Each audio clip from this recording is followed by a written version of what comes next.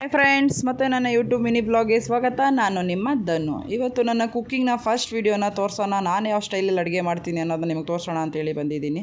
So ಅದಕ್ಕೂ ಮುಂಚೆ 5 ಗಂಟೆಗೆ ಒಂದು ಸಿಂಪಲ್ ಮೇಕಪ್ ಇತ್ತು, ಅದು ಮುಗಿಸಿ ಮನೆಗೆ ಬಂದೆ. ಮನೆಗೆ ಬಂದ ನಂತರ ಮಕ್ಕಳಿಗೆ ಕರಿಬೇವು ಚಿಕನ್ ಅಂದರೆ ಫೇವ್ರೇಟು, ಅದನ್ನೇ ಮಾಡೋಣ ಅಂತೇಳಿ ಮಾಡೋಕ್ಕೆಲ್ಲ ರೆಡಿ ಮಾಡಿಕೊಂಡೆ. ಅದಕ್ಕೆ ಶುಂಠಿ, ಬೆಳ್ಳುಳ್ಳಿ, ಕೊತ್ತಂಬರಿ, ಕರಿಬೇವು ಅಂತೂ ಜಾಸ್ತಿ ತೊಗೋಬೇಕು. ತೆಂಗಿನಕಾಯಿ ನಮ್ಗೆ ಎಷ್ಟು ಬೇಕು ಅಷ್ಟು ತೊಗೊಂಡಿದ್ದೀನಿ. ಮತ್ತು ಅದನ್ನೆಲ್ಲ ತೆಂಗಿನಕಾಯಿ ಮತ್ತು ಈರುಳ್ಳಿನ ನಮ್ಗೆ ಯಾವ ಸೈಜ್ ಬೇಕೋ ಆ ಸೈಜ್ ಕಟ್ ಮಾಡಿಕೊಂಡು ಒಂದು ಪಾತ್ರೆ ಇಟ್ಟು ಒಂದು 2 ಸ್ಪೂನಷ್ಟು ಎಣ್ಣೆ ಹಾಕಿ ಅದು ಬಿಸಿಯಾದ ನಂತರ ಈರುಳ್ಳಿ ಮತ್ತು ತೆಂಗಿನಕಾಯಿ, ಶುಂಠಿ, ಕೊತ್ತಂಬರಿ ಸೊಪ್ಪು ಇಷ್ಟು ನೀಟಾಗಿ ಫ್ರೈ ಮಾಡಿಕೊಂಡೆ. ಬಿಕಾಸ್ ಇದು ಹಸಿ ವಾಸನೆ ಹೋದರೆ ತುಂಬ ಚೆನ್ನಾಗಿರ್ತದೆ ಗ್ರೇವಿ ಥರ. ಸೊ ಅದನ್ನು ನೀಟಾಗಿ ಫ್ರೈ ಮಾಡಿ ಒಂದು ತಟ್ಟೆ ತೊಗೊಂಡು ಅದನ್ನು ತಣ್ಣಗಾಗಲಿ ಅಂತೇಳಿ ತಟ್ಟೆಗೆ ಹಾಕಿ ಇಟ್ಟೆ.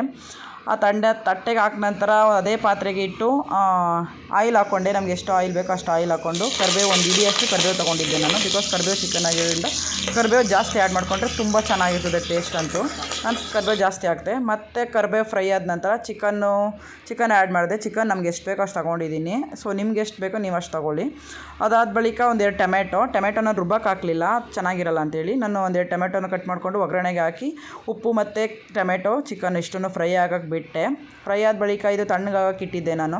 ಇದನ್ನು ತಣ್ಣಗಾಗಕ್ಕೆ ಇಟ್ಟಿದ್ದನ್ನು ನೀಟಾಗಿ ಅದನ್ನು ಫ್ರೈ ಮಾಡೋಕ್ಕೆ ತಗೊಂಡೆ. ಅದ್ರ ಜೊತೆಗೆ ಕಾಳುಮೆಣಸು ಆ್ಯಡ್ ಮಾಡ್ತೀನಿ ನಾನು. ಪ್ರತಿಯೊಂದಕ್ಕೂ ಕಾಳುಮೆಣಸು ಆ್ಯಡ್ ಮಾಡ್ತೀನಿ, ತುಂಬ ಹೆಲ್ತ್ಗೆ ಒಳ್ಳೆಯದು. ಹಾಗಾಗಿ ಬೆಳ್ಳುಳ್ಳಿ ಅದು ಜಾಸ್ತಿ ಆ್ಯಡ್ ಮಾಡ್ತೀನಿ ಸ್ವಲ್ಪ ನಾನು.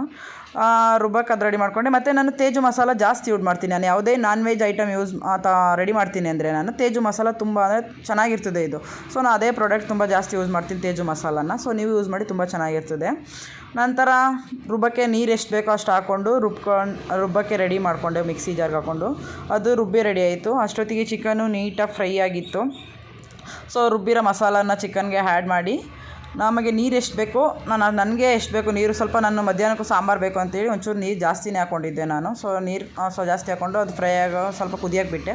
ಅದಾದ ಬಳಿಕ ನನ್ನ ಚಿಕ್ಕ ಮಗಳಿಗೆ ಕಬಾಬ್ ಅಂದರೆ ಇಷ್ಟ. ನಂಗೆ ಕಬಾಬ್ ಬೇಕು ಅಂದ್ರೆ ಅದರಲ್ಲೇ ಸ್ವಲ್ಪ ಚಿಕನ್ ಎತ್ತಿಟ್ಕೊಂಡು ಅದೇ ತೇಜು ಮಸಾಲನ ಯೂಸ್ ಮಾಡಿ ಕಬಾಬು ರೆಡಿ ಮಾಡೋಕ್ಕೆ ರೆಡಿ ಮಾಡಿಕೊಂಡೆ. ಸೊ ಕಬಾಬು ರೆಡಿ ಆಯಿತು ಆನ್ ಟೈಮ್ಗೆ. ಕಬಾಬ್ ಮಾಡಿ ರೈಸ್ ಮಾಡಿ ಮತ್ತು ಮಕ್ಕಳಿಗೆ ಊಟಕ್ಕೆ ರೆಡಿ ಮಾಡಿಕೊಟ್ಟೆ. ಮಕ್ಕಳಂತೂ ಫುಲ್ ಖುಷಿಯಾಗಿ ತುಂಬ ಎಂಜಾಯ್ ಮಾಡ್ಕೊಂಡು ತಿಂದರು. ತುಂಬ ಚೆನ್ನಾಗಿದೆ ಅಮ್ಮ, ಅವ್ರಿಗಿದು ಫೇವ್ರೆಟ್ಟು, ಯಾವಾಗಲೂ ಫೇವ್ರೆಟ್. ಚಿಕನ್ ಅಂದ್ರೇ ಫೇವ್ರೆಟ್ ನನ್ನ ಚಿಕ್ಕ ಮಗಳಿಗೆ. ಅದರಲ್ಲೂ ಕಬಾಬ್ ಬೇರೆ ಮಾಡಿಕೊಟ್ಟಿದ್ದೆ. ತುಂಬ ಖುಷಿ ಅವಳಿಗೆ, ಅವ್ಳು ಫೇವ್ರೆಟ್ ಥರ ಮಾಡಿದ್ನಲ್ಲ ಡಿಶ್ಶು ಅದಕ್ಕೆ. ಸೊ ನಿಮಗೂ ಇದೇ ಥರ ಇಷ್ಟ ಆಗಿದ್ರೆ ಲೈಕ್ ಮಾಡಿ, ಶೇರ್ ಮಾಡಿ. ನೀವು ಯಾವ ಥರ ಅಡುಗೆ ಮಾಡ್ತೀರಾ ಕಮೆಂಟ್ ಮಾಡಿ. Thank you.